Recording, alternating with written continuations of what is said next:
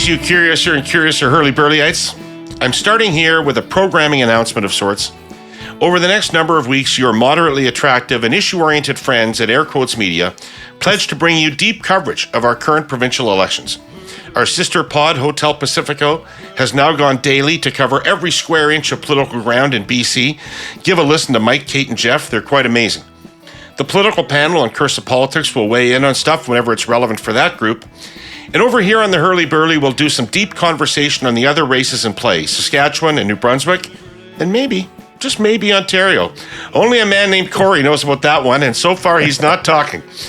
So today, it's Saskatchewan. Writ drops any day now. Here to set the scene, along with this boy from Prelate, one other son of Saskatchewan, conservative strategist and campaign manager, the aforementioned Kory Teneycke. And a man who, though born and raised in Quebec, had a major impact on Saskatchewan politics as Deputy Chief of Staff to NDP Premier Roy Romanow, Topp. Today, I want to take stock of the two major parties heading into their campaigns, Scott Moe's Saskatchewan Party and Carla Beck's NDP. Where are they currently? What are their strategies to win? What does the path to victory look like? What are the central issues to voters? Brian and Kory, crack open a pill. Time to talk about Saskatchewan politics. Let's get her going here. So, listen, election's going to be called this coming week, probably Tuesday. The Sask Party's been in office for 17 years, 7 under the current Premier Scott Moe. The latest NDP challenger is Carla Beck. There aren't a lot of polls out there. The two most recent are from Angus Reid, which showed the Sask Party with a 7-point lead, and from Insitrix, which showed the NDP with a 1-point lead. However, those numbers mask a massive rural-urban divide, with the NDP at about 60% in Saskatoon and Regina, and the Sask Party over 60% in rural Saskatchewan. So it's a complicated election, and nobody's better to set the table than these two gentlemen. So, Brian, let me start with you.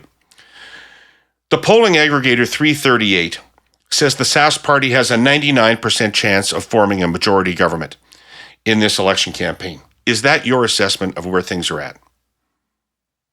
No. Okay. No, it's not. I think the electoral map in Saskatchewan looks a lot the way recent electoral maps in Alberta and Manitoba did, which is that the Team Blue has got a lot of fortresses in the rural part of the province. Team Orange has revolutionized the politics in the province in the cities, basically, as you just pointed out. And it's going to be decided in a relative handful of cross-pressured seats. And that's a big change in Saskatchewan, just as it was a big change in Manitoba and a big change in Alberta, that you have highly competitive elections where everybody's got a fortress, and then people are duking it out for a relatively small number of seats. And so the era of one-party dominance, if you will, in all three of those provinces is over, and this could be a highly competitive election. And I certainly like the trend. If there was an election today, it would be tight. We'll see what happens, but I'm sure we'll talk about the path to victory a bit later in this talk. But it is certainly, let me put it this way: people I talk to in the Saskatchewan NDP are much, much happier and more optimistic at the moment than I've seen them in a very long time. Okay. Kory, what do you think? Is it a close election, or is it an easy win for the Sask Party masquerading as a close election? Well, I'm a little more optimistic for the Saskatchewan Party, as you might imagine, than Brian is. But I think there's some truth in what he's saying, though.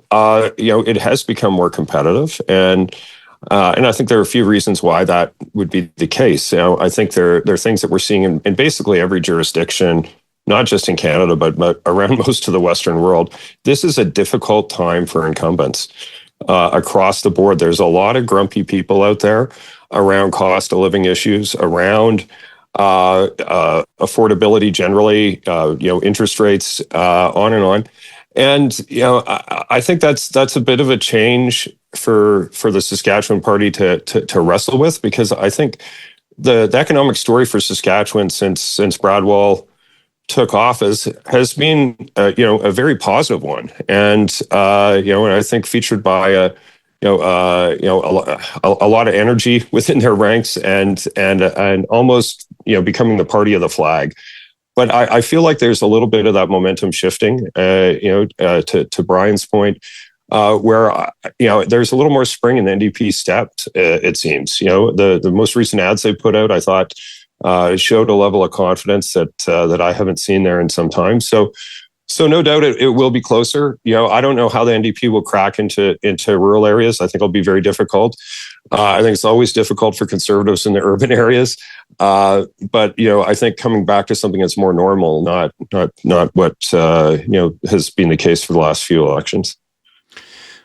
So interestingly, why is the Sask party doing so well? I mean, if I didn't know anything about a jurisdiction, and you told me the government's been in power for 17 years, there's widespread dissatisfaction with the healthcare system and the education system, and there's an affordability crisis in the province, I would say, well, that government's likely to be in a lot of trouble in the election. They are in a lot of trouble. Okay, well, carry on. What do you mean by that? I mean, they're not destined for defeat. They're likely to win. So to me, that's kind of a phenomenal thing in and of itself. It depends which of those two polls you believe, but one thing's for sure is that this is a fundamentally different election than, for example, the Brad Wall elections, where it really wasn't a lot of suspense about what was going to happen. Right. But here, I actually think it's at the moment a toss-up. But if you look at the trends over the last 2 years, let's say, there's been a very substantial drop in the fortunes of the government and a very significant improvement in the fortunes of the official opposition. And that is reflective of what Kory was talking about. It's a tough time for an incumbent. It's a premier looking for a third term, and that's tough to do. And it is a party looking for multiple terms, and that is very difficult to do. And they're wearing a lot of problems. Some of them are in the public debate. Some of them should be in the public debate. And they're also just facing the basic problem of anybody who's been in office for a long time, which is anything that you say is vulnerable to the charge. Well, if that was what you thought, why didn't you do it? Right. And meanwhile, the game of blaming the government that was in office when the current New Democrats were school children is done. I don't think the government's going to get reelected by vilifying people who were in government when the current challengers were school children. I would still suggest, though, that there must be some, Kory, unique relationship between the Sask party and the province, that it is this competitive in this circumstance, because, Brad's making the point that this is a competitive election, but in a normal jurisdiction, it probably wouldn't be a competitive election. The opposition would be winning and winning handily. Well, Brian's probably not going to like what I'm about to say now, but I think the federal NDP have done the Saskatchewan NDP no favors. And I think you see that, in multiple provinces, the reversal on carbon tax by EB, I think you'll see many people campaigning in what's going to be a very close election in British Columbia, but one of them is not going to be Jagmeet Singh, despite the fact that he holds a seat in the province. I think that there is a disconnect. I think that is basically trying to drag an anvil around behind you with the federal NDP branding, which has always perplexed me, David, and Brian too. The NDP has such incredible game, and in some of its provincial parties, where it's more practical, it's more connected to workers, it's more connected to what I would say media and public opinion is on a range of issues. And in Ottawa, it seems to be afflicted by a more downtown, urban, woke version of itself that has very limited appeal compared to the positioning that their provincial cousins take. So anyway, I think that's maybe one of the explanations as to why it hasn't been as good. And I think there's some core things around that are an advantage when you're really the party of the flag. And under Wall, if I were to say what is the most lasting political legacy for him, is I think he kind of gave the province its confidence back. It reversed some long-standing trends around people leaving the province, around sort of the province's self-image, and I think there's a legacy benefit to that in the same way that we've seen for for decades that the Liberal Party of Canada had a kind of a legacy party of the flag advantage that was just baked in, irrespective of who the leader was or what the race was. You've heard us talking about it on Cursive Politics. I've taken a deeper dive with my guests on the Herle Burly. It dominates the news cycle, and it's being used as a powerful political cudgel by parties across the country. The issue is housing in Canada. In the broadest sense, it's accessibility and affordability. And so I'm taking it up here for the next month or so on behalf of our presenting sponsor, TELUS. Not to add more words to the millions already circulating, but because TELUS is doing something about it. They're taking action.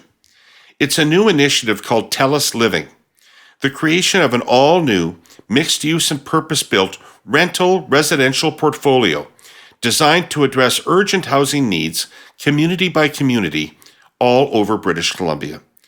TELUS's goal here is to support local, provincial, and federal governments dealing with the housing crisis by building sustainable living spaces to high-quality standards and with seamless integration of technology.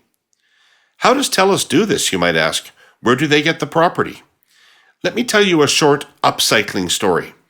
We've talked here a lot about TELUS migrating from copper wiring to fiber optic cable, which is faster, more durable, and superior in every way. Well, fiber also takes up far less physical space than copper. So TELUS is reimagining and repurposing their own, now freed up real estate. Older copper hubs are being upcycled and redeveloped into purpose-built residences the working middle class can afford.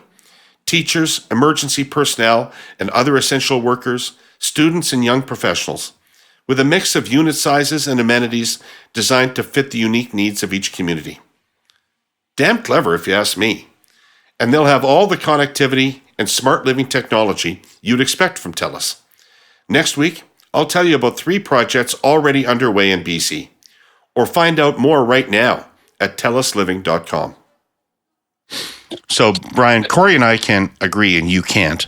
Kory and I can agree that in their last leadership selection, the federal NDP made a terrible error. But let's move on from that. And let's just pick up where Kory left off and say, what role are Trudeau, Singh, and Poilievre playing in this dynamic in Saskatchewan? Well, there's obviously something to what Kory just said, no doubt about it. But I think the real piece of business here is that when they can, provincial Tory parties want to run against Justin Trudeau. And they try to attach the New Democrats to it to get a 2-for-1. But the substance of the matter is they don't want to run against their provincial opponents. They want to run against the federal prime minister. And federal prime minister isn't super popular at the moment. There's no doubt about that. But another 5-point swing, and Team Orange is going to be number 2 in Canada. And so they're doing what's smart to do, which is go against the unpopular federal prime minister, because they don't do very well against Carla Beck in Saskatchewan, just like they didn't do very well against Wab Kinew in Manitoba. But the Manitoba election shows that it's not, at least in that jurisdiction, it wasn't a magic bullet that solves all the political problems that the Tory party has to run against the prime minister and to try to attach the New Democrats to him. At the end of the day, but it does appear to be having a massive impact in British Columbia, though, right? Yeah. Let me just finish my point. At the end of the day, people are going to vote on the provincial issues that are in front of them, on the parties that are in front of them. And often it's the leaders' debate that brings that into focus when people kind of look at the leaders' debate and go, oh yeah, this is the provincial election. And, sometimes it could work. Look, I'm not saying that it necessarily can't work, but if we look at Saskatchewan, you could say it's a bit of a mixed bag. So maybe this kit bag of this is a referendum on the federal prime minister sells in rural Saskatchewan. But if you look at those numbers in Saskatoon and Regina, it is not selling in urban Saskatchewan. And so then we're just into a discussion about the path to victory. How does the Saskatchewan party get reelected when it may not have a single urban seat in Saskatchewan after this election? And what do the Democrats need to do to get to the magic number to go over the top on a map that looks a lot like both Alberta and Manitoba now? Kory, you and I were just in British Columbia, and Poilievre has so upset the apple cart there. Is he a factor in Saskatchewan at all? I would assume that he's the most hated political figure in several generations of political figures. Probably the only person who would compete with him is his dad. So yeah, I think that's very much a part of it. And when this comes back to Singh, the Trudeau's partner in crime has been Jagmeet Singh. The confidence and supply agreement has always been a bit of a mystery to me. As opposed to the approach that the federal NDP is taking today, having torn up that agreement, I think is probably the position they should have had all along. And I think they would have actually been able to extract the same sorts of things from the federal Liberal government that they got through the confidence and supply agreement, but without having been sort of tainted as being the accomplice, as being the enabler. To quite the same degree. So I think they left some leverage on the table, but I think they did some severe brand damage to themselves vis-a-vis the federal race. But I think in the process, they've hurt the provincial NDP in a number of these other markets in a way that makes it easier. And I agree with Brian. It's not a slam dunk that you can make that pivot towards federal, but certainly Singh has made it easier for the Moes and the Rustads of the world to take that position. In Saskatchewan, in any event, in the Tory universe, that's clearly true, because you can see that their vote is holding up. But I'm going to hold to my view that I'm not sure it's going to work for Mr. Moe and his folks to just talk about Jagmeet, the fourth party in Ottawa, and about the federal prime minister when the opponent they have in front of them is a increasingly popular and effective Carla Beck. And at the end of the day, the question before the election is not going to be, I don't think, let's all get together and send this guy in for a third term just to send Justin Trudeau a message that we don't like him. I think the discussion is going to be, who do you want as premier of the province? And I'm not sure that, at least so far, potentially a winning plurality of seats in Saskatchewan, that the premier is doing that well in that comparison. Tell us about Carla Beck, Brian. Who is she and why might she represent a stronger challenge than the last few NDP leaders have? Well, she hits a pretty good baseball. Let's start with that. Famous family, right? Famous baseball family in Saskatchewan? Yeah, so that's a nice place to start. She's got some roots that people care about in the province. She's from rural background. She knows what sort of farm looks like, and that's in contrast to some of her opponents. And so, mindful that really everybody in the province who was born there and is from there fundamentally is from a farm background somewhere in their life. People can see themselves in her. And she is, bright, young, fresh, smart, cautious, in the tradition of the Saskatchewan NDP, which, as Kory points out, it's got some good brand strengths and well known as a safe pair of hands to run the province, and she's reminding them of that. And then she, I think, is promising a balanced budget. She's promising a balanced budget. Yeah.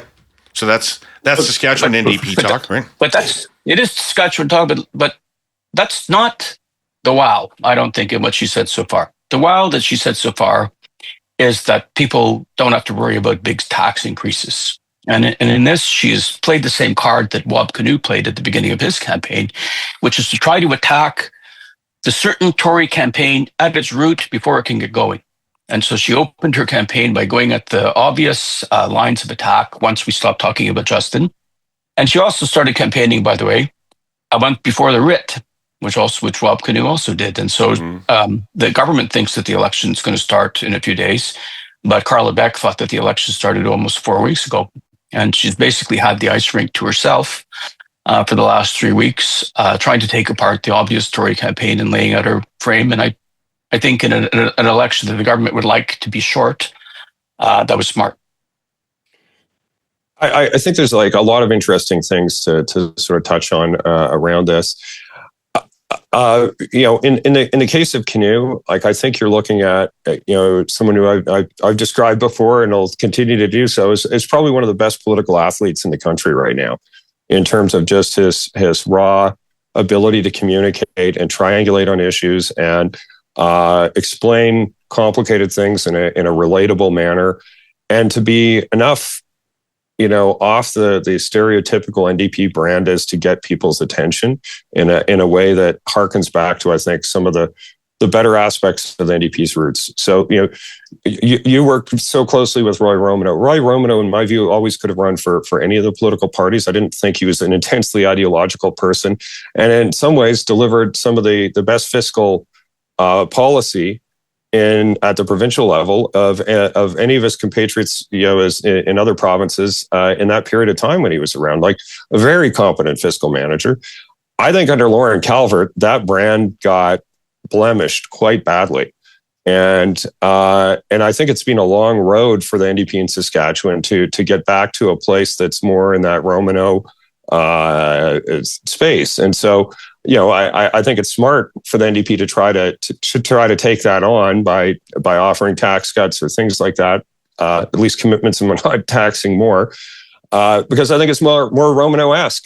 But Calvert, I just don't. I think he was way more to the left than had been the case, and I think that created a huge opening for Brad Wall and the Sask Party ultimately. Kory, let's stick with you for a sec and tell us what you think is the core strength of the Sask Party to its voters. What do people want from it and get from it? I think in a larger context, and this sort of speaks to some of the federal stuff, it's people from around here, people who you can relate to, people with like a very common sense, practical approach to the province that's more connected to the rural aspects of it and more connected to what you would consider, core common sense, conservative rural values, right? So there's a reason why it scores so well in those areas.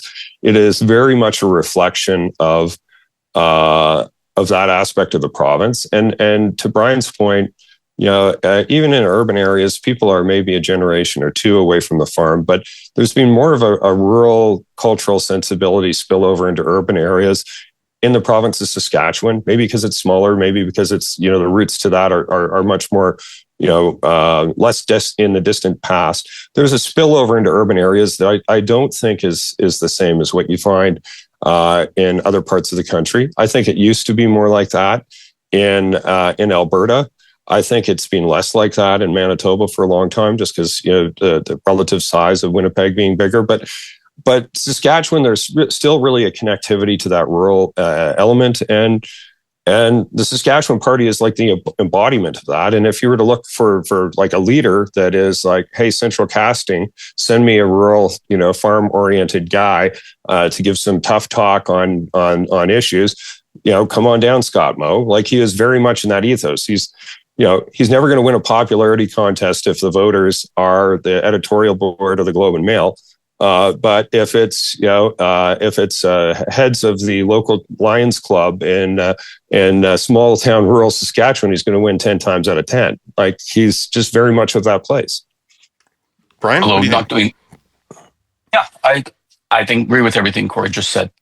But now let's talk about how it's played out, and remembering that this, pretty successful premier who's had two nice majority governments is now trying for a difficult third term.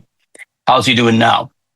He's one of Canada's less popular premiers, as we all see in the stuff that we all write. He's not holding up that well. I think people in Saskatchewan, about 2/3 of people in Saskatchewan, are not currently impressed by Mr. Moe, and so he's going into this campaign, unusually unpopular, in fact. And I hope to what I said before, that at the end of the vulnerable to the question, anything you propose, why didn't you already do it? Is it really going to work to try to turn the provincial election into a referendum on stuff happening in Ottawa?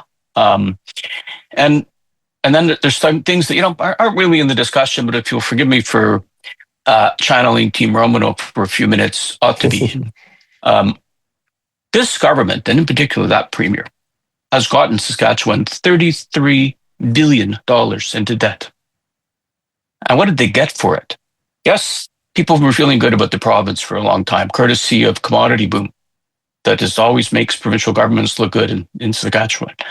But even with those commodity booms that produced a very good, no doubt about it, feel-good factor in the province, somehow these ducks have tripled the provincial debt and have their provincial debt essentially with the same number of taxpayers that there were, give or take 100,000 when we were in office in the 90s. They have got the province into twice the debt that Grant Devine did at his worst. And those are, we're in an era where that's not salient, and everybody's pretending that deficits and debts don't matter. But in a jurisdiction of that size, that is so dependent, like Alberta is to some extent, on commodity prices, that was very unwise. And the government hasn't been a particularly wise steward of the province's resources either. For example, there's a global boom right now in potash being driven by events in Ukraine, bearing in mind that Saskatchewan's principal competitor in the global potash market is Russia, which has been locked out of a lot of markets. The province seeing very little of that. And the province has, under this government, has foregone a wealth of potential royalty revenue from its potash industries, basically foolishly so, because they weren't minding the store, they weren't minding the public purse, they were not sufficiently careful of the public interest, and essentially were giving a key resource away for pennies on the dollar in the resources, something that the Alberta Tories also did about oil in Alberta, and with the same consequence, which is you had a fantastic party, a really nice commodity boom, that as everybody who's had anything to do with government in the prairies knows, come and go. And in these circumstances, very little to show for it other than a gigantic debt. And so, this isn't what they're debating. It may not be what they debate in the election, just like Devine's fiscal record wasn't debated in the 1986 election, but it ought to be, because this speaks to. Well, let me just jump in right there. Let me just jump in, Brian. Brand, but it's actually, they've done a terrible job. They're just bad economic managers. They're bad fiscal managers. They don't know what they're doing, and they have saddled the province with gigantic debt. I don't know that Saskatchewanians have ever been fiscal conservatives, though, or fiscal hawks. Brian, the 86 election that you refer to, I remember quite well. And one of the things I remember about it was that as crazy as the PC spending plans were, Blakeney's spending plans were bigger. It was a bidding war, the 1986 election. Blakeney didn't run against their fiscal record. He ran, he went into the spending mode. So, and I just don't. There was one voice that had it right. That was Ralph Klein, not Ralph. Ralph Goodale. Yeah. As I'm sure you want to say, and he was proved right. Yeah, well, him and his one seat. Well, Saskatchewan has long been the birthplace and home of the communist right, and it's get off my land, live free or die, as long as it's you don't touch the crown corporations, and you keep the eastern banks and railways away from me. Like there's sort of even in the loss of rural Saskatchewan, which one of the more interesting things we want to do a deeper dive is conversion of sort of traditional CCF support base to conservative parties over time, through the Reform Party, et cetera, et cetera. It's not that they had some book reading program of Atlas Shrugged or something, and everyone became like a Austrian economics aficionado and a Reagan Thatcherite or something. No, the sensibilities of the CCF that were there when they voted for the CCF were still there when the Reform Party was still there in terms of the Saskatchewan Party. And for those who didn't understand that was the case, and I'm looking at you, Ellen Hermanson, you found out in short order if you actually touched any of those sort of statist third rail topics like the crowns. And I think that has always been one of the more interesting contradictions of the Saskatchewan electorate, and it's maybe a little less prevalent today than at other points in the past, but it's still there. It's still part of, I think, the deeper truth about what orients the public. So, physicists sometimes amuse themselves by solving a puzzle in which Superman has to stop a freight train traveling at 120 kilometers an hour. The idea is to calculate how much force he must exert to stop it within 150 meters. The answer, to a non-physicist, is incomprehensible. It involves long equations in numbers and letters. A moving train is a behemoth of staggering power, mass, and momentum. It weighs tens of thousands of tons. Normally using air brakes instead of Superman, a train can take up to 2 kilometers to stop. And because of its size, a train always looks like it's moving slower than it is. So, train tracks are best avoided. And yet, each year, more than 100 Canadians are seriously hurt or killed on train tracks. Some thought the tracks were a nice place to take photos. Others thought they were a good location for an evening walk or bike ride. But it's illegal and extremely dangerous and can cost you your life. This week is Rail Safety Week. Our sponsor, CN, takes nothing more seriously than safety. Its police force patrols tracks, and it invests a great deal of money and effort on signage and education. But it needs everyone to stay a safe distance from trains and tracks. To be clear, it's not just walking on the tracks that's unsafe. Boxcars are often wider than locomotives, so walking alongside tracks can get you killed too. And venturing onto a train trestle or into a train tunnel is just nuts. Even a still train can start moving at any moment. If you are on or near one when that happens, you can lose a limb or your life. Believe me when I say how seriously CN takes safety. But it cannot change the laws of physics. Stay away from trains and their tracks, folks. They are nearly the most powerful things on earth. So, Brian, along those lines, and talking about third rails, I want to ask you a question. And it's kind of a big elephant in the room in Saskatchewan politics for the last 30 years. And I'll start with an anecdote. I'm told that when the Mulroney cabinet was debating the GST, and everybody around the cabinet room was talking about what a bold tax measure this was and how important it was to Canadian competitiveness, etc., that David Crombie said, we're all going to lose our seats over this, right? And I'm curious, when the Romanow government inherited a literal bankrupt province from Grant Devine, like we're talking literally bankrupt province, closed rural hospitals as part of its debt management plan, did it know the lasting impact that would have on rural voting intention? Probably not. Let's start by saying that most of them weren't closed. And let's but you know what the myth is, right? I mean, everybody would tell you they closed 52 hospitals. That is a political fact. It may not be a real fact, but it's a political fact. Right? I'm not going to go into that, but so does Kory. I had the pleasure of looking at many of his ads over the years on the topic.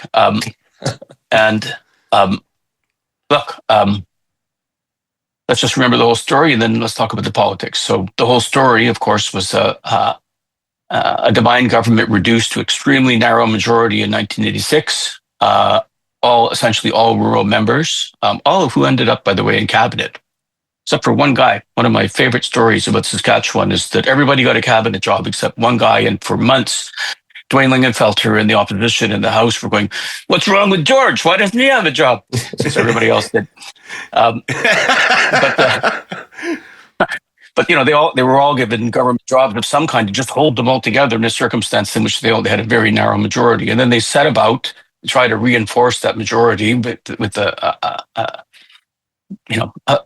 an ocean of spending that left the province with many things, including not just the debt, but one of the things that left them with as many quote unquote hospitals in Saskatchewan as there were in Ontario. In a circumstance in which the province was, as both of you know very well, was a step away from having to go to the Bank of Canada to get bailed out for the first time any province had to do that since the 30s, and it was actually at one point only saved by Brian Mulroney, who advanced a federal payment to the province so it could meet its payroll. Romanow went to New York and they said no, isn't that right? Yeah, we couldn't. The teachers' pension fund in Saskatchewan was legally barred from buying the province's bonds because of the fiscal situation that had been left in. So in those circumstances, yes, the H came off the buildings that had just gone up in a bunch of facilities that were quote unquote framed as quote unquote hospitals. Does anybody want to have a heart surgery in a 6-bed hospital? And instead, they got converted into community clinics and other facilities that are still used mostly for the most part today. But that got worked up, as you say, into a story about the closure of the rural. And it was very unpopular, the measure. There's no doubt about that. And, it was an interesting test of politics. The members of our caucus who went back home and were confronted at town hall meetings about this issue and said, I tried to tell them to stop it. I tried to keep that H on the building, but they wouldn't listen to me. Those members all got defeated. The rural members who went to their town hall and said, you know why we had to do this. And you know what that facility is and what it isn't. And you know what it's been turned into. In other words, the members who faced the public and talked to them about the facts all got reelected in the 95 election, where the government was reelected with the majority after those measures. And so the story here is of, I think, a very sad political blunder by my co-religionists in a number of elections when they were being vilified on these issues and went for door number one instead of door number two. And what they did was they accepted, they either tried to wish that it was going to go away because they weren't there and it's not their fault, or they told themselves, we don't want to amplify Kory's ads because that will just make them stronger. And on that position, what they did was they conceded the ground. They didn't even get on the ice in the debate. And in a circumstance in which was relatively fresh in people's memory, these issues, then they didn't have a chance. And as we've just been discussing, the whole province essentially, culturally resonates with the rural roots of the people in it. And therefore, when you concede this issue, which is the core of the NDP brand, that the healthcare system was founded by the CCF in Saskatchewan, and you allow this argument to be lost, then you've lost the fight in your own front yard. You're not going to win the rest of the issue. So kudos to the people who designed those ads. And by the way, I know a lot of the people who founded the Sask Party. I hold them in the highest regard. They were in many ways models of how you just don't give up and you keep working until you find a way in. But that was all long ago. When, as I say, everybody in the current opposition caucus were school children. And now what we have is the legacy of all this wonderful success for the Sask Party, and what did it all really amount to? And I think in terms of public services and fiscal management, that you could argue, and a lot of the people in the public are starting to argue, especially in the cities so far, that really it didn't amount to much more than a hill of beans and a big pile of debt. And so I think people are going to look at the alternatives, and I think they're going to take a hard look at what Carla Beck is offering. They're getting to know her now. They're going to look at her real hard in that debate. And in the close of the campaign, they'll look at the ads, which I'm sure are going to be hot for everybody. They'll listen to people at the door. And I think I'm not sure that we're going to have the kind of election in Saskatchewan that we have seen the last 5 days. Let's put it that. Last time, I think it's going to be a very different election, much closer. Kory, it sounds like you had a hand in this, but I'm curious, why is the enduring memory of Saskatchewan's political consciousness that the NDP closed rural hospitals rather than that the Conservatives bankrupted the government? Well, I think why the Saskatchewan Party has been able to get past it, because I think the PCs absolutely wore the negative fiscal brand. Let's just be honest. There weren't a lot of people who weren't either under police investigation or off to the big house at the end of the Devine era and the first few years of the Romanow era, where I think in one of the more Machiavellian and shrewd political, salt the earth moves ever was to really make sure that the Devine Tories and those responsible for some of the worst elements of that administration were dragged through the streets in front of an angry mob, and the Saskatchewan Party came out of necessity. The PCs were never coming back, ever. Okay. So I think that the question is more about the initial branding of the Saskatchewan Party and a decision to very much attack some of the fundamental basis, or narratives that the NDP had. That gave them such great political longevity in the province. And, it was a very, intentional desire to become the party of the flag and to challenge some of the myths around Medicare and other things that, were foundational elements of the NDP in the province. And so I think it's more about the decisions made to how to launch and brand the Saskatchewan Party than it is about the electorate having somehow forgiven the Devine administration. I think they're still probably people who hold them in terrible regard, despite the fact that they're fewer in number due to us all aging. So I could argue that rural Saskatchewan has always been, sorry, Brian, go ahead. No, sorry. Can I just offer a little footnote? Mm-hmm. Kory was talking about people being dragged through the streets and stuff like that. One of the tragedies of all that stuff was the triviality that so many of those people ended up being prosecuted over. A saddle. And I having the legislature buy you a saddle for a horse or something. Yeah, right? That was absolutely not what the problem with the government was. Okay, like fiddling with the cash and the caucus and so on it was ridiculous, and that's what they ended up being keelhauled on. That's the least of the trouble with that administration.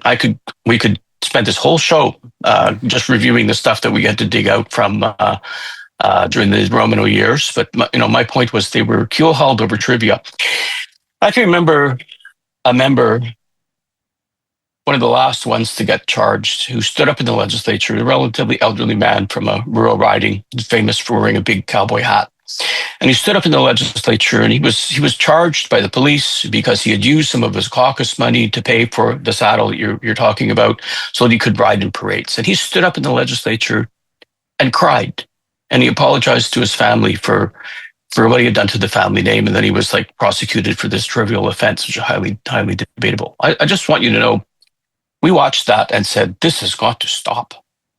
I mean, this is wrecking people's lives over trivia. This is not the problem that we have with the divine people. Okay, it was stupid. It was incredibly stupid on their part. But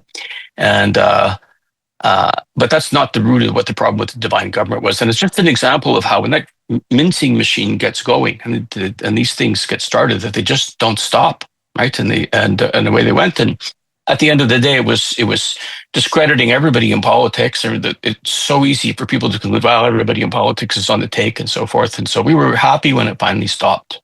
And at the end of the day, although it was awfully tempting to beat them with it, that's not the heart of the case against that government. And you have to give the Sask Party people credit that in many ways, the Sask Party is one of the most successful witness protection programs to ever be implemented in Canada. Because it was a masterful ability for many of the same people who were involved in the divide government to get back into government, and they learned some lessons from it, without a doubt. Just one example. I'm sorry for going on, but just one example of how they got smart. When the divine people came in, one of the things that they did was wreck the public service. They just slaughtered all the deputy ministers and assistant deputy ministers and hired a bunch of fools, and in consequence, they didn't have the people that they needed to run the government and to keep them out of trouble.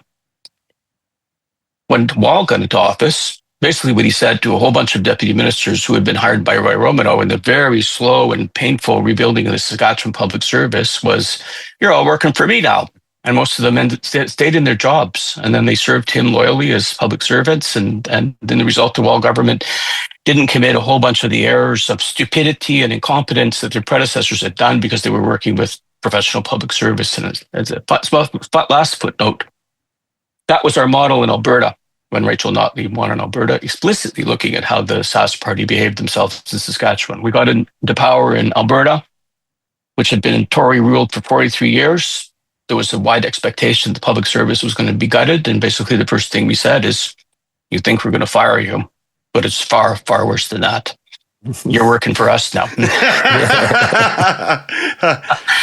And, we just kept working with the existing public service, and they answered the bell, So all I'm really trying to say is the Sask Party thing was indeed very smart and very successful in a whole bunch of different ways. Although at the end of the day, I think when we look at the harvest, so they had a beautiful run here, and we look at the harvest, it wasn't that different than the last time. All right. But I think part of the other, the trick on these long-standing political dynasties, and we could look at, if we're just narrowing it to Saskatchewan, if you look at the dynasty of the NDP, or you look at the dynasty that we're still in now with the Saskatchewan Party, leadership change and renewal, with not just at the leader, but within those operations is part of what has allowed that to happen. I think. As good a friend and a mentor, and the line of Brad Wall fans starts behind me. Love the guy, but I think if he'd stayed instead of transitioning at the time he did, he would have had a lot more challenging election than Mo did when he came in. And, and there's a lot of storm clouds around Bill Boyd. And there was, a lot of things happening that sharks circling in the water. And I think one of the reasons why Brad has such a strong legacy is one of the few people I've seen who's actually recognized that it was better to go on one's own terms when the going is good, and when your legacy is that strong, than it is to take the Justin Trudeau approach of overstaying and getting to the point where you're really in bad shape. And so, I think that sort of renewal is part of it. I would be really surprised if Mo stays much after the next election. And, but we'll see. That's just me guessing. I have no specific inside knowledge on it. But vote for me and I promise to leave is not a very compelling campaign slogan. Worked for Trudeau in 1980. It was perfect for Trudeau in 1980. Yeah. I don't know. I don't think he got elected because he was promising to leave. I think he got elected because of Joe Clark. He was lucky in his opponent. And that he got, for good or for ill, whatever you think of his agenda, they sat down, Tom Axford and all those other folks, and said, we're going to do some specific things that need doing. And of course, one of them was keep the country together. Yeah. Yeah. But wait, here's where I want to go with this, because I'm so fascinated about the rural, and I want to throw a whole bunch of shit at you and have you respond to it. So my impression would be that the Sask party is built from rural Saskatchewan out, and that the modern NDP in Saskatchewan is built from Regina and Saskatoon out. Regina, but yeah. And that rural Saskatchewan has always been populist. The kind of politicians that have done well in rural Saskatchewan, Tommy Douglas, Ross Thatcher, Grant Devine, Preston Manning, they're all populists. Brad Wall. And I would argue, frankly, that the Blakeney administration was more technocratic than populist, and probably led to its defeat, ultimately, that technocratic nature about it. So all of that might be fine for the NDP if it wasn't for the fact that rural Saskatchewan is significantly overrepresented in the Saskatchewan legislature at the expense of the cities. So you really can't win a government without winning in rural Saskatchewan. So I don't know that the NDP have ever found their post-Douglas populist game. Having canoe. I'm talking about in Saskatchewan. Yeah, but just not in Saskatchewan. Yeah. Yeah, I mean, we'll see how Carla Beck does, right? I think her leadership shows that the party in good part agrees with what you just said. And they're giving it another shot with somebody who's got rural roots. I was in Saskatchewan last summer. I was in Madge Lake. I do have a little Saskatchewan thing to show here, and this right near Kamsack, population 3,000, and lots of interesting conversation there. Some of which, by the way, colored, but a lot of bears there. By the way, I found myself recommending in Manitoba. But careful about the bears at Madge Lake. Yeah. One of the things that strikes me about these places is that, in part because of the really eye-popping consolidation of farms in Saskatchewan. But when I was in Saskatchewan, there was still like 50,000 farms in Saskatchewan. There was still a lot of farm families, but they've been very substantially consolidated now. So most people in rural Saskatchewan are not on the farming. Most people in Saskatchewan now are nurses and doctors and teachers and workers and resource workers and lots of other people who look a lot like resource industry NDP voters in the rest of the country. And so economically, the nature of the province has shifted, but politically and culturally, rural Saskatchewan is still pretty blue at the moment. There's no doubt about that. And federal factors are a piece of the puzzle there, to be sure. But I think it's a different electorate than what you're talking about. And therefore it is wired differently. It has different interests. And it might be possible to appeal to them with a candidate like Carla Beck if people get to know her in a circumstance that you've got a relatively unpopular premier now trying for a third term, which is tough for anybody to do. And we'll see what happens. But I'm going to stick to the first words I said is certainly people in Tommy Douglas' house sound a lot happier these days than they did in the last few elections, that's for sure. Yeah, Kory, what do you think about the NDP struggles in the rural? Well, I think Brian's talking about what I think is the right path to try to go at it. It's about relating to people culturally, I think, is the starting point of any conversation that's going to go anywhere.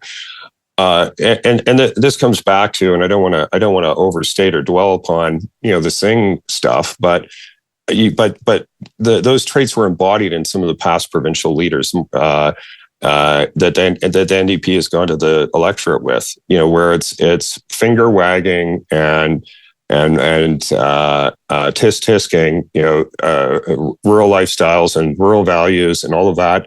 Like, we're coming here to educate you on how you should be doing things and how you should be thinking about things. And many of those elements centered around environmental policy, which is pretty divorced from the lived reality of people in those rural areas. Like, you're telling, given this Herle Burly, I feel like I got to have at least one Jenny reference here. The O'Toole solar powered blenders and e-bikes. Like, I'm going to charge you another $20,000 for your natural gas for your bin dryers, but don't worry, you're going to get to go on our rewards site and get yourself an e-bike and try to drive it down a gravel road to town. It's just so insanely disconnected from the realities of these folks. So, like, I think you got to get past that. And so, that is like, hey, I understand how you live, and I'm not, and I'm of you. You're seeing kind of a great example of this in the Tim Walz stuff going on in the States. Like, but why is Tim Walz working and others have not? Well, it's because he's coming from that place. Like, he's meeting people where they are, and he's not sort of dismissive of them and their thoughts. He's a hunter. Values. He's a hunter. Right. Like, so, like, look, I what advice would I, give the NDP? Have somebody who knows how to hunt be your leader. Have somebody who knows what's appropriate to bring to a potluck supper in young Saskatchewan. I don't know. Like, I think that's the starting point that they need to get to. And I would agree, Beck, is certainly in terms of the ads she's been running. Walking in that direction. How successful she'll be, I question. I don't spend as much time in Saskatchewan as I used to, but look, I think it's very difficult to get known in the short period of time that we have between now and a vote. It's very hard to buy media in a media market the size of Saskatchewan in any effective way, and there's just not. I just don't think there's enough runway for them to really take off. It's maybe more, building blocks for future campaigns, but I don't know. We'll see. Yeah, both two things. First of all, I very much turn to what you just said, and I think there's one word that wraps it all up, which is respect. Right. And it's not just about rural people, but about people who work in resource industries in a country like Canada that is going to be a resource economy for many, many years to come. If you want people's vote, you need to start by respecting them. And people who don't get that are not going to have their vote. And so this is essentially her job, which is to get across that, especially since at the end of the day, she's talking about her own family, her parents, her siblings, people in her family, that she needs to get people in rural, for her to succeed, really succeed. In the rural parts of the province, people have to get across the idea that she respects them. Now, look, let's look at the map.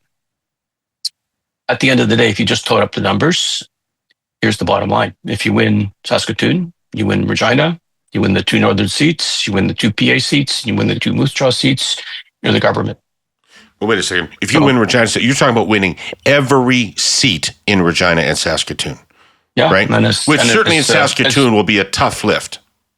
We'll see. Right. But I'm just saying, historically, I don't know anything, Brian. I'm just saying historically, right? There are some conservative ridings in Saskatoon. Well, the never-ending assault on my friend Jeremy Harrison and him having a hunting rifle at his office has certainly not helped the NDP in winning any of those northern seats. In fact, I'm going to make a prediction right now. Jeremy's going to win by more votes than he ever has in the history of of that riding and probably win more votes than anyone else in the entire province. But that's part of the respect thing you're talking about. Like on issues like that, which really are, nobody thinks that a long-serving MLA and cabinet minister has a hunting rifle in his office because he's going to shoot the place up. It's it is that you're going after whether it's valid to be hunting and whether people can understand that you're going out hunting. And I think it's like it's stuff like that is. Do you get the culture of the place and in a way that says like, hey, I'm from here, or, that I can relate to what you're doing. And I think stuff like that is, very much on the wrong side of what the NDP has to do. You're very good. You're very good at this, Kory, but you know very well that was really all about was the speaker calling out that person for lying to the House. And that is not a particularly good sell in a lot of the province. And we'll see how your friend does personally. But I don't think that was helpful to the government, particularly because then the speaker ended up having to make the same claim about other people in the government, including the premier. But what I regret. But I want to come back to your map. I want to come back. That kind of. But let me just back on the math 1 second. I'm not saying that's necessarily what is going to happen. What I'm trying to say is just say, if you look at the map, what I just said, which are all seats that have voted NDP before, okay, that's where they try to start from, and then they have to do what we've been talking about. They need to win this view that they respect people in the rest of the province, and they need to start to work up some of the cross-pressured seats, of which there are some, to be sure. And that's the map. So all this to say that this is why I'm trying to say that I think it's going to be much closer than recent elections, because I think the Sask party is going to struggle in all the seats I just talked about, and that's not the only ones that are necessarily at play. Okay, I want to come back to Path to Victory, but I just have one loose end I want to clean up before we round home into Path to Victory. The loose ends are, for the first time in the history of Saskatchewan, there is no Liberal Party running in this election campaign. Right? But there are other minor parties, and we haven't talked about them. Do they matter? Either one of you, go ahead. Are any of these minor parties going to have an influence on the outcome? If I can offer a comment on this, I think they do matter because they've made the government stupid. And what I mean by that is that in order to avoid them growing, like in the fear, sometimes well-justified fear of having a split vote with multiple Conservative parties at play, that like the Tories in Manitoba and big time like the Tories in Alberta, the government has leaned toward them to try to prevent them from taking off. And I'm not sure they needed to do that. Or let me put it this way. The problem they decided to fix was the potential of a populist right-wing challenge to them in rural seats that they're currently dominating. And in doing this, they've taken a long, long jump away from the values and priorities of people in the more urban parts of the city. And that's why they're at risk of losing this election. And so this if I can offer my friend Kory another flower, one of the smart things with the Ford government in Ontario was it didn't make that mistake. At the end of the day, they've got it figured out in the Team Ford. I don't know, not carrying a brief for the Ford people, but I think they understand that the winning plurality of voters in Ontario for at least the 2 terms that they've had was people wish they could have Bill Davis back. And so that's kind of what they've been trying to do. But in Alberta, in Saskatchewan, in Manitoba, and big time in British Columbia, this tilt to, awfully marginal, and if I can use the current Democratic word, often downright weird political players in these parties, tilting to them to try to prevent them from taking off, creates the opportunity for the Democrats across Western Canada. Kory? Well, yeah, I'll largely agree with Brian on this. Although, that doesn't, some of the things you're saying, I don't think hit equally in all parts of the province. I think one of the challenges for Conservative governments in this environment is to focus on the major stuff. And the major stuff is affordability. It's managing the economy. It's the big stuff. How's the ER at the hospital? Like, if you're not getting those things right, and you replace them with, throwing out red meat around, transgender issues and things like that, which, by the way, when you pull them, like they pull, the stuff that say Higgs or Mo have talked about around that, like they are in the massive supermajority of public opinion in terms of the things that they've done. But I think they create a bit of a false positive for you because, certainly my look at the polling where you get those same numbers in Ontario around those issues is you lose on the other side around the focus and the relevancy and like, what is it you're focusing on? And it's like, yes, I kind of agree with you on these culture war issues over here. But what I really want is you to focus on affordability issues and the economy and the big stuff. And you can't be doing both. And it's there's always a bit of a getting the mix right. Certainly Ford has been accused around some of the things on beer and wine of going in that sort of direction. I would say, looking at the polling there, I have a different opinion, but there are versions of same, and I think that's really the challenge. That said, I think where he's probably had more damage around some of those culture war issues is I think it's probably buttressed him even more in some of the rural areas and probably hurt him even more in some of the urban areas. And so you're deepening that divide. You're digging a deep trench and a moat between those two poles. And yeah. And I think, so I don't know. At the end of it, I think it's probably, some of that stuff's probably cost most some support in the cities, but I think it's probably reinforced his supermajority in the rural areas. And as a result, I think his path to victory is much broader and wider and better paved than the one for the NDP right now. But that's not to say there aren't some potholes on it, but I think it's still broader and better paved. Well, let's take a run at this. Okay, so Kory, let's stick with you. If Scott Moe wins this election, how did he win it? What are the issues that will have dominated in an election he wins, and where will the seats have come from? I would be, he doesn't have to gain any seats. He just has to not lose that many. Right. And so, I think seats in Regina are probably a hill too far, but I think there are much more conservative parts of Saskatoon that I think are very hard for the NDP to actually go after.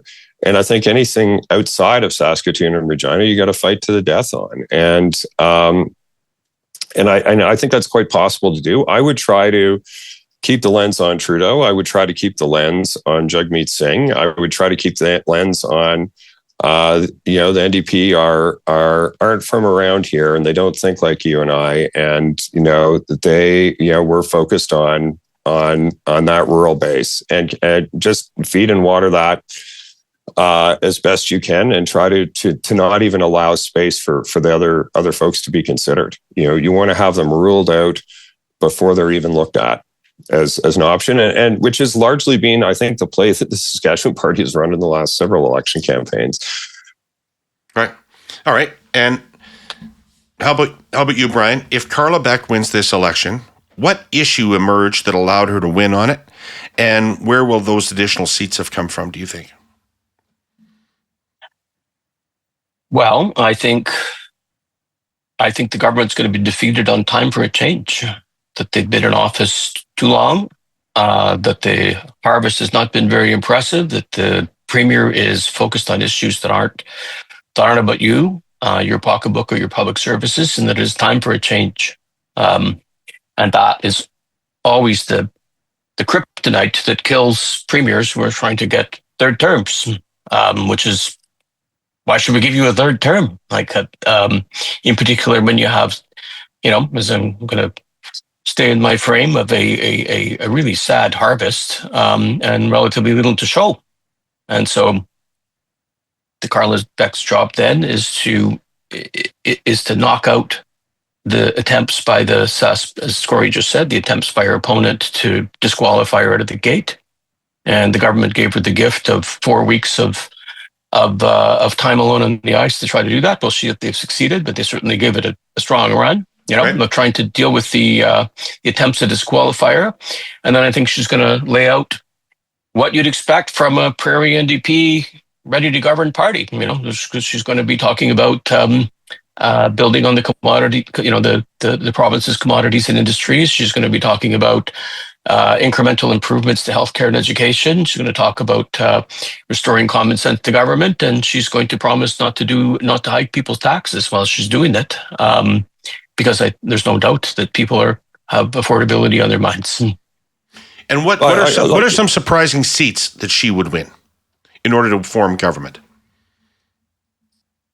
Well, I think a lot, as we Kory and I have both been saying, a lot of eyes are on the suburban seats in the east part of Saskatoon, which you've been talking about as conservative seats, and those look a lot like the six, let's say 5 or 6 similar seats in the south part of Winnipeg that end up deciding to vote NDP in the last 5 or 6 days of the Manitoba campaign. They look like the 5 or 6 South Calgary seats that decided not to vote provincial Notley and denied her that victory in Alberta. And those are going to be a piece of the battleground. Then you've got what's going to happen in PA, you got what's going to happen in Moose Jaw, you got what's going to happen in northern Saskatchewan. And then you're interested in some of the where you fight rurals. Meadow Lake is always interesting. There's a bunch of other seats there that we're talking about. And is anything going to change there? And some of it, I still hold to my view that when you have a new leader, the people are going to look at them hard when they're on TV, when it's time to pay attention. And it's often the debate. They're basically going to. As a wise man said, they're going to listen with their ears. They're going to, listen with their eyes. They're going to watch TV, look at the two leaders and go, Scott, Mo, do you really want him to keep doing this for 4 more years? And look at her and go, does she respect us? Is she sensible? And is it time for a change? And is it time for a change is a much more salient question in Saskatchewan in this election than it's been in a long time. I think that's really the big challenge for not to single out the Sask Party or Premier Mo or anyone. Like I think we're all incumbents are really fighting the same battle to a greater or lesser extent. And the way for incumbent governments, that especially ones that have been around for a while, is you have to run the most negative fucking campaign that you can conceive of and denormalize and delegitimize the alternative that you would change to if you want to stay ahead of it. And so I expect that, you're going to see very ugly stuff coming from the Sask Party in terms of advertising, or at least that's what I would be recommending them to do. Because I think that's the standard go-to play. I don't know how you guys feel about it, having managed, many campaigns yourselves. The only way to defeat time for a change is that change is unacceptable. Yeah. You got to denormalize it or have it so associated with something that's toxic that people don't like. So, the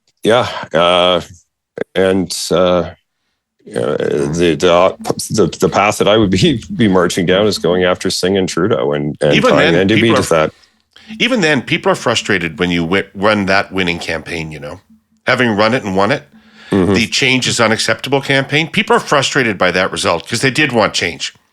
And you convince them that they shouldn't have it, but that doesn't mean they're happy. No, right? It's a short honeymoon after you win that campaign. But that speaks to when you've seen this happen correctly in other parties, it usually leads to some sort of leadership bridge or transition. For that very reason, it's people are done with you. Yeah, that's right. So that may be the table stakes. So you've got a well-founded change campaign coming from Carla Beck, and you have a provincial premier a bit long in the tooth trying to turn this provincial election into a referendum on what's happening in Ottawa. And we'll see what people find compelling at the end of the day in a Saskatchewan provincial election. There's no doubt that, it's always been good politics to run against Ottawa in Western Canada. So it's not a dumb thing to do. The question is whether it's going to stick to the opponent here. Blakeney thought he was going to win in 1982 by running against the federal government's plans to eliminate the crow rate. Right. Turned out not to be the issue of the election. Turned out not to be what the election was about. It's what he wanted it to be about, and that's always the danger of these things, isn't it? Yeah. Doesn't always turn out to be what you wanted it to be about. Well, if it did, boy, we wouldn't have a lot to talk about. So, listen, you guys, thank you so much. There's been so much insight into this, and from two longtime combatants, a shitload of civility as well.